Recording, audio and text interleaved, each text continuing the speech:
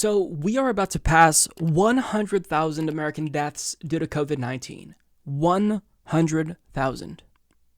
I mean, when a family loses a loved one, it's awful. I know from firsthand experience, months of mourning and, just reeling from the loss, trying to process it, trying to move on. But that's happening to 100,000 families currently, if not more. And, it's a number that is so large. I mean, you can't help but think what a difficult and dark time we are in. This is one of the darkest times in American history.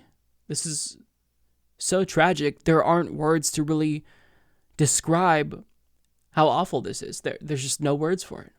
But at a time when we're all reeling from, this virus that is ravaging the country, Donald Trump thought it would be a good idea to put out this tweet where he pats himself on the back about the good job that he's doing with regard to his handling of COVID-19. He writes, "Great reviews on our handling of COVID-19, sometimes referred to as the China virus." Very necessary to add that. "Ventilators, testing, medical supply distribution. We made a lot of governors look very good and got no credit for so doing. Most importantly, we helped a lot of great people." Yeah, so this is completely delusional. Read the room. Nobody cares about you, Donald Trump. This isn't about you. We don't care about the good job you're doing. Nobody's thinking about how wonderful of a job you've been doing. Everybody is thinking about the virus. Nobody cares about you. He's incapable of not making something about him. Whatever the issue is, he's got to make it about him. It's the same thing with Hurricane Maria. He had to make it about himself and how great of a job people are supposedly saying he's doing. Nobody cares about you. Nobody cares about you. We're not thinking about you. The world doesn't revolve around you, unfortunately, as that may be to you. It doesn't.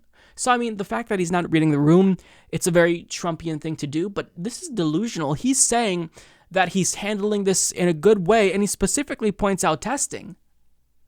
You think that you've done a good job supplying states with tests? Really? For all this talk about reopening the country and the need to do it as quickly as possible, we could actually maybe do that if there were enough tests. But there's not enough tests. We are not testing nearly as much people as we need to be, which is why, a resurgence of this virus is almost guaranteed at this point, right?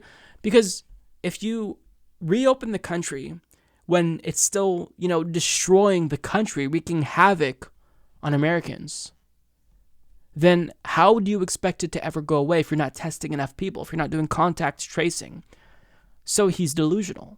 But, to speak to the good job that he's supposedly doing, there was a report that came out just last week that goes over data that shows that if the U.S., hypothetically, decided to impose social distancing requirements just 1 week earlier, that could have saved 36,000 lives. If he acted just a little bit sooner, thousands of lives could have been spared. And on top of that, he's making matters worse by declaring churches essential and calling for them to reopen. He's basically adding to this chorus of people, these pundits who want the country to be reopened as soon as possible, when, we're reaching 100,000 deaths. Do you honestly think now is the right time? Now, I get, when ordinary Americans want to go back to work, I understand that because they're suffering.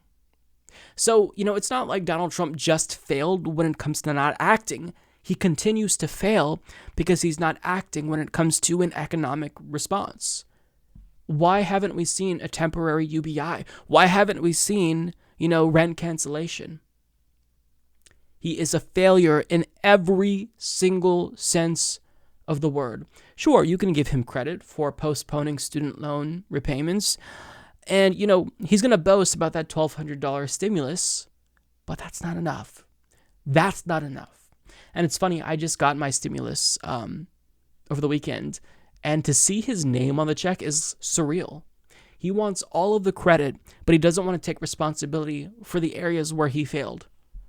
You failed to respond, and you're still not meeting the needs of people. Rather than giving people economic relief and doing your job, you just want to send them back to work.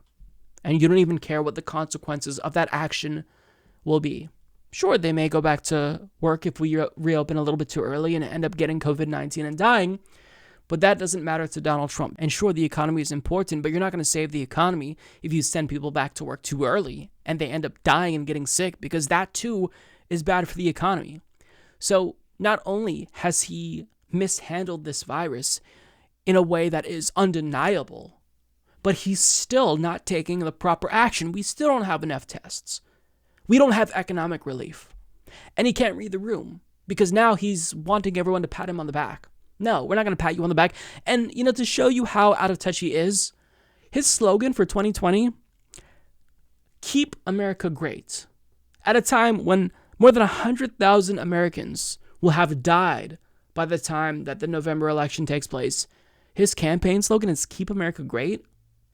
Yes, because with another depression, widespread anxiety over what's going to happen if people are going to lose their livelihoods and material wealth, with worry about their loved ones getting COVID-19. Keep America great is the exact type of slogan you would expect from an out-of-touch elite like Donald Trump, who doesn't care about the virus, who doesn't actually care about the death toll and saving lives.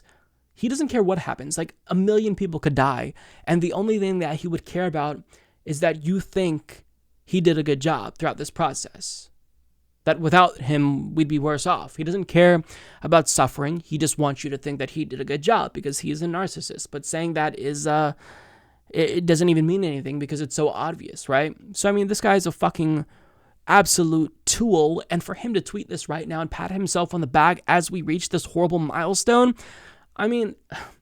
it's not like it's shocking. It just is irritating, Maybe just shut the fuck up for a little bit. Mike is the worst progressive on YouTube. Please don't subscribe to him or become a patron. David Dole is so much better. Trust me, folks, he's doing a great job. He really is, okay?